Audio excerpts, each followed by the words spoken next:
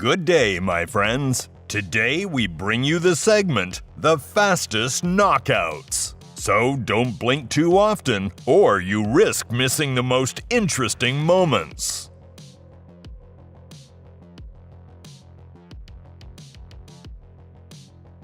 On July 24, 2004, the promising Dominic Guinn impressively passed the test against former world title contender Phil Jackson.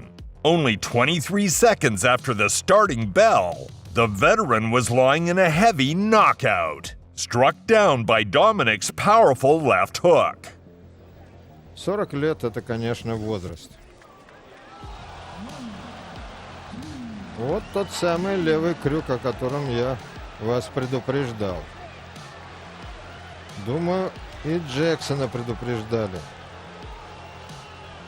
Короткий, жесткий удар. И всегда прицельный. Похоже, Guinn не рад своей победе.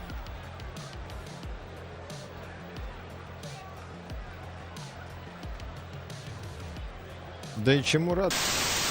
On December 16, 2005, Ukrainian Alexander Gurov traveled to the Foggy Albion to defend his European cruiserweight title against local favorite David Haye. Cautious probing was interrupted by a crushing right punch from the Brit, sending the veteran to the canvas until the referee's count ended. The fight's timekeeper recorded the number 45. Talent and probably the fact that he is at the better end of his career, but he has to be very, very careful here, as you can see. 14 knockouts in his 14 wins. David Haye all within 4 rounds. The only time he's been the fifth. He was knocked out, but a right hand towards Alexander Gurov inside the opening 40 seconds. And I don't know whether he's going to make it. There's the power of David Haye, a Christmas cracker for the Bermondsey puncher. He is the European champion, and it is all over in a flash. And I think that was part of a plan, Adam, because you could see him winding up the right hand. He tried one before, but was slightly... Confidently sweeping aside unpromising opponents, giant Ty Fields intended to claim his first significant scalp on June 28, 2008, in the form of seasoned Monty Barrett, who had unsuccessfully fought for championship belts twice. But the veteran had a radically opposite opinion. Easily dodging the Canadian's lumbering wide swings, the American landed several hard punches that ended the fight. Barrett took only 57 seconds to annihilate the giant. It's almost like a rabbit throwing itself against a wall. Tonight he has promised to use his boxing skills, and he counterpunches Fields early and knocks him right on his butt with a series of big right hand shots. Same thing with saying Big Gabba doesn't have the coordination that goes with being a boxer. It's a lot different from other sports. And it's stopped right there by Kenny Bayless, who has seen enough to figure that it's dangerous to let Ty Fields go forward, and Monty Barrett has a knockout 1 minute into the fight. He fought a very disciplined fight, placed his punches, and took advantage of the clumsiness and the awkwardness of Ty Fields. In fact, probably Ty was a pleasure to look at after comparing to Valuev in terms of size. That's probably what Barrett thought he could do against Valuev. Yeah, but he didn't fight. On July 10, 2021, the Kazakh giant Ivan Dychko scared fans badly by sending Russian Denis Bakhtov into a terrible knockout with a devastating right punch. The second hand stopped at the mark 60. Thank you all. You're all free to go. And they're just snatching through, and then again Bakhtov doesn't want to wear too many of those. Solid jab from Dychko as well. He just stepped into it, didn't he? That's a good shot. And again. Thing is, when you it's a lovely left hand there from Dychko. When you have power, you make the guy feel it early, and it just makes him second guess every movement. So it just slows him down, makes him overthink stuff. Oh, well, that's the right hand from Dychko, and the referee Tazinde removes the gum shield, What and a- that is over. What a right hand, right on the button again. See, doesn't. On June 3rd, 2000, the formidable Samoan heavyweight David Tua went out to fight with the strong ex-contender for the championship title, Obed Sullivan. The American had no significant victories, but among his offenders were really serious guys, such as Vitaly Klitschko, Hasim Rahman, and Michael Grant. Tua's puncher reputation was confirmed in this match as well. Already at the 51st second of the fight, Sullivan was knocked out. Thank you all. Everyone is free to go. All of his biggest wins were fought when he weighed between 223 and 226 pounds. Bigger is not better, especially for a guy who's only 5'10". 30 knockouts in his career, 13 of which have come in the first round. And Tua scoring to the head of Sullivan. And down goes Sullivan. Then again, when you can punch like that, why train? 5, 6, 7, 8, 9, 10. That's it. David Tua with a blistering array of punches to the head of Sullivan. And Obed Sullivan is still a little funny in the head. That was quite a left hook by David Tua. That's his punch. That is what will win him the heavyweight title if he's going to win it. But I tell you. On November 22nd, 2014, the young Anthony Joshua easily passed the test against the highly experienced compatriot Michael Sprott, finishing the fight in just 86 seconds. Cautious probing, a powerful hit from Anthony, and a finishing series prompted the third man in the ring to a rightful stoppage of the fight. Sprott, as you say, Jim, comes through and he's wobbled, he's shaken by that, and Joshua straight on him, and Sprott's in big trouble here. Joshua just teeing off. Says that will do it right there. Heaven's sake. Stunning. Goodness me. The referee, was he watching the fight? A referee now. His heels, but the referee took far too long there. It was obvious he was almost out of there. He doesn't get off his mark quickly, but I was really worried for a couple of seconds there.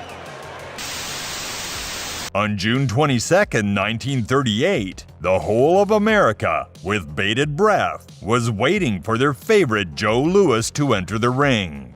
He was opposed by German boxer Max Schmeling, who 2 years before sensationally knocked out the hope of the Star-Spangled State in the 12th round, discouraging numerous fans of the American talent. The victory in the rematch was extremely important for the 24-year-old Louis, and the boxer did not let his fans down.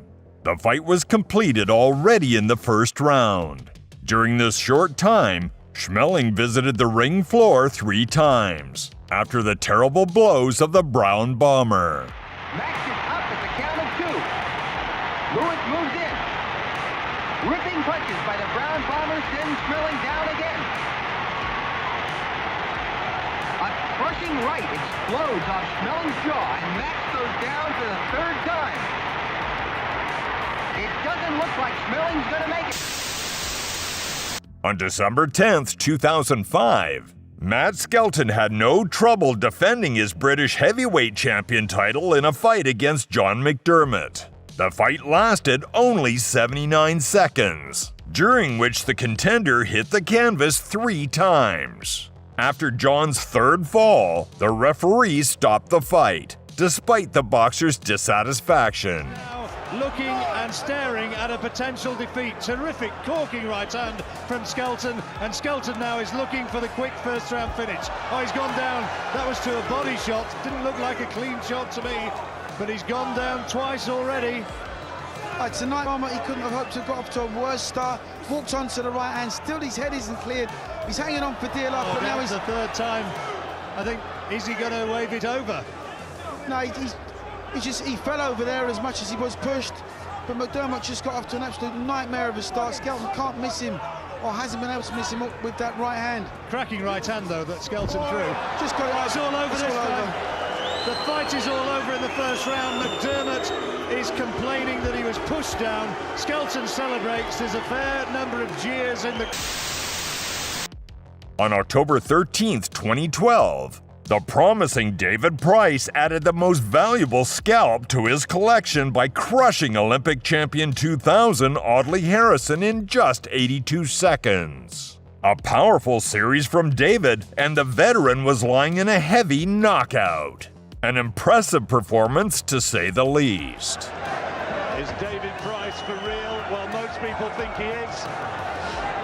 If came out with that left hook. Oh, great shot. Terrific uppercut. And a tremendous right hand. He's gone. He's gone. He's out. He's out. He's out. The fight is all over. Devastating punching power from Price. Harrison still down. Price celebrates, and Harrison is still poleaxed. He doesn't know what's happened. That was a nice right hand. Audley was gone. I thought the referee, I think he was trying to step in. Legendary Bernard Hopkins, who set many world records, is hardly known to fans as a strong puncher. Old Bernie's vicious spoiler boxing was a good cure for insomnia for many boxing fans. However, it is the executioner who is the guy behind one of the fastest knockouts in boxing history. On January 27, 1996, Hopkins defended his IBF title against Steve Frank. A smashing combination of 3 blows forced Frank to say goodbye to his title ambitions already after 24 seconds. Wait for the bell. Come on. So Steve Frank and Bernard Hopkins. Hopkins the champion. This is his first title defense. He won the title in a second after his bout with Terry Norris. Now Frank's idea is stay away, jab, don't give too much ground, and hope to fight him later in the fight. Good right hand, right out of the box. Down goes Frank. Right there. First punch of the night. You know, when a fighter takes a fight on only 7 days' notice, you think he might come out and take his shot early because conditioning will be a factor later. Here, he doesn't take a shot, he looks, he waits, hesitates, and bang, he's gone. On May 21, 2005, American heavyweight Lamon Brewster defended his title against eternal challenger Andrzej Golota. The Polish heavyweight was considered the favorite of the fight, but the champion had a radically opposite opinion on this matter. Knowing about the problems of Golota at the start of the fight, Brewster started the fight unusually actively and aggressively. This strategy paid off.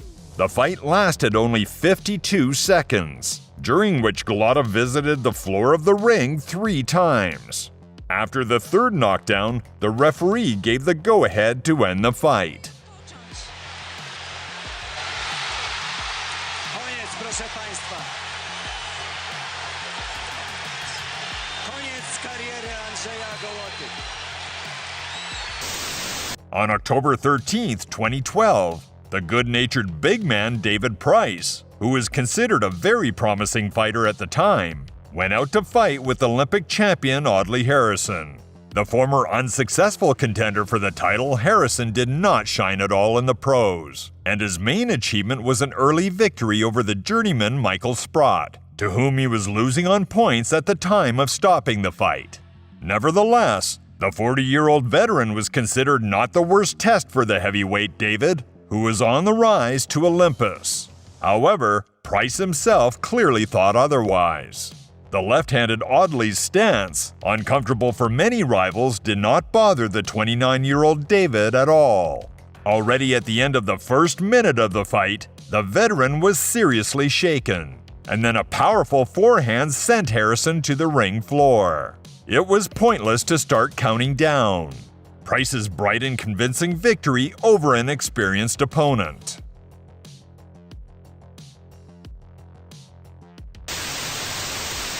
February 22, 2003 will remain in the annals of history as the last victory of the legendary Mike Tyson in the professional ring. Fans have witnessed how already in the 49th second of the fight against strong Clifford Etienne, Iron effectively finished the fight with a powerful right hand. This victory was the 3rd fastest in the career of the great champion in the professional ring.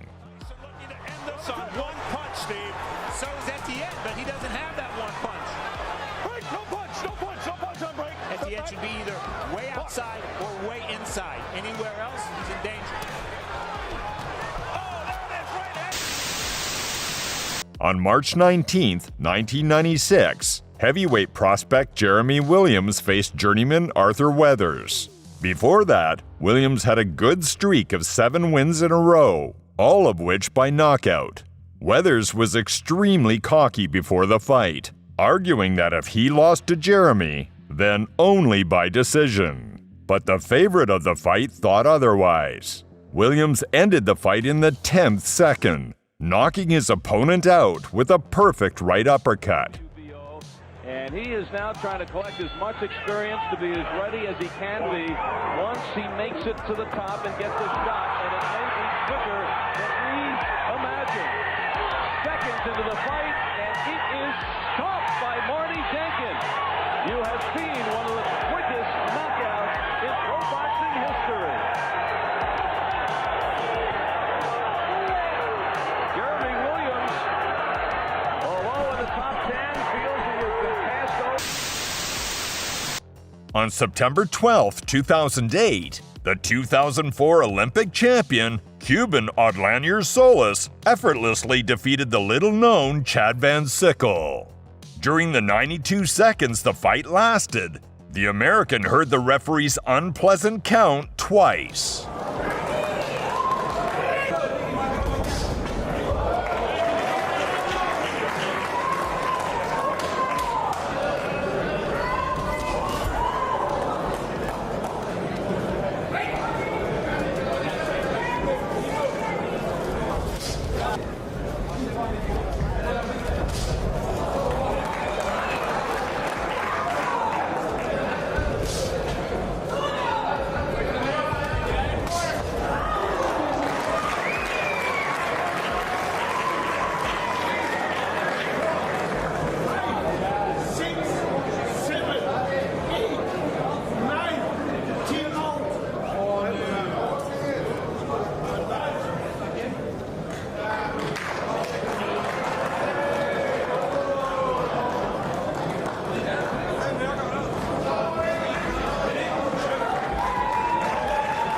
On September 25, 1962, Floyd Patterson defended his championship belt in the royal weight category from the formidable Sonny Liston. Many boxing fans, and even, according to sources, President Kennedy, who was on good terms with Floyd, dissuaded the champion from such a fight. But pride and ambition did not allow the boxer to give up the fight with Liston. The fans' fears were not groundless. Much more physically powerful and possessing the most terrible blow, Liston simply destroyed Floyd. Already in the first round, the challenger sent the opponent into a heavy knockdown. Patterson failed to rise before the end of the countdown. Pride pushed Patterson to a rematch, which took place on July 22, 1963. The boxer planned to beat the champion due to lightning attacks and constant movement, avoiding the terrible attacks. But it's much easier said than done. Liston knocked out his opponent again in the first round, with the only difference that the repeat fight lasted 4 seconds longer.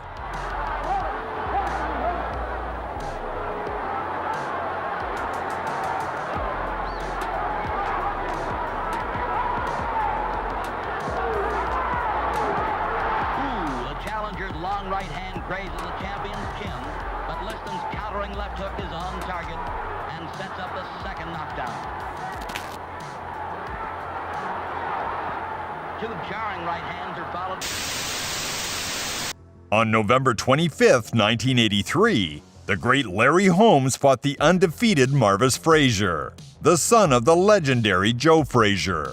Frazier was considered a very promising boxer. The fight with Holmes was only the 11th fight in Frazier's career, and he was simply not ready for such a formidable opponent at this stage of his career.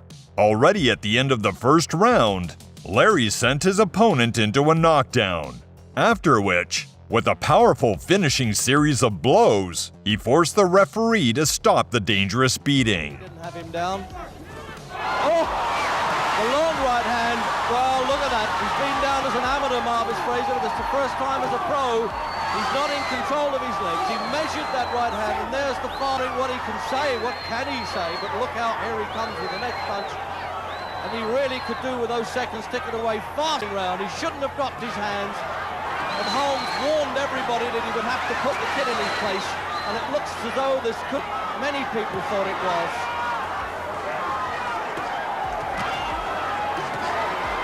Really putting young Fraser in trouble there. Will he get over this first round? The gun shield comes flying out. Bill's Lane, the referee, hopefully giving him every chance, but it's all one way now, and he stopped it in the opening round. A few seconds to go, 3 seconds probably. On September 21st, 2019, the unremarkable Latvian Kristaps Zudis delighted the home crowd with a swift victory over the hopelessly declining ring veteran Danny Williams. At the start of the fight, Zudis dropped the Brit with a left punch. And that was it. The stopwatch froze at the figure 23. It's so like Denis Williams. Ui! Viss! Šeit ir viss! Izskatās, ka te ar to viss ir beidzies. Viss! Cīņa ir galā! Cīņa ir galā! Un Kristaps Zudis 7. reizi pēc kārtas. Cīņa beidz pirmajā raundā. Viens sitiens un leģendārais Denis Williams ir uz ringa dēļiem.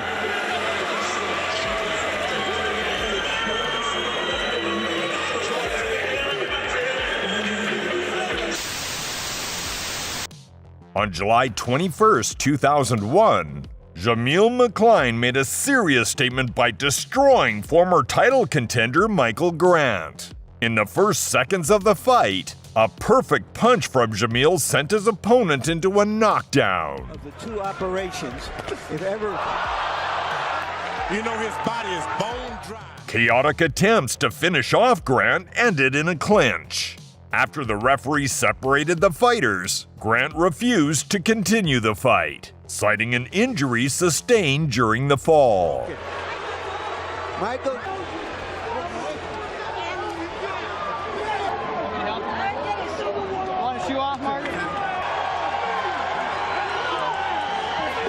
All of his vast reputation.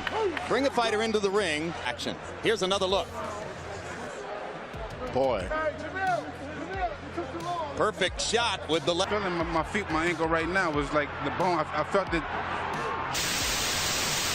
On May 3rd, 2005, a clash of prospect of the undefeated Saku Powell and Cornelius Bundridge took place. What happened in the ring is difficult to describe. It's better to see it with your own eyes. Already at the 6th second, as if in the iconic Rocky II, after a simultaneous attack, both guys were on the floor of the ring. After the resumption, the fight did not last long. Powell's straight left sent the opponent to the floor of the ring. Trying to get up, Cornelius again fell to the floor, but he managed to get up, to fall again in a few seconds. The referee saw enough to signal the end of the fight. It was the 22nd second of the fight. On February 24, 1996, former world champion Oliver McCall, known primarily for his early victory over Lennox Lewis himself, went out to fight with the promising Oleg Moskayev. The fight was completed already in the first 3 minutes. In the middle of the round, McCall shocked the Russian and sent him into a knockdown. He barely got up, but his condition did not satisfy the referee, who gave a fair go-ahead to stop the unequal fight. I don't know if this guy's going to be able to continue. His eyes very, very glassy right now. His legs are wobbly, and referee Joe Cooper says, no, it's all over. And he did the right thing, because Moskayev's legs are certainly wobbled. Oliver McCall knocks him out in the first round with a right hand. So Oleg Moskayev, who hadn't been stopped in his career as a professional, is put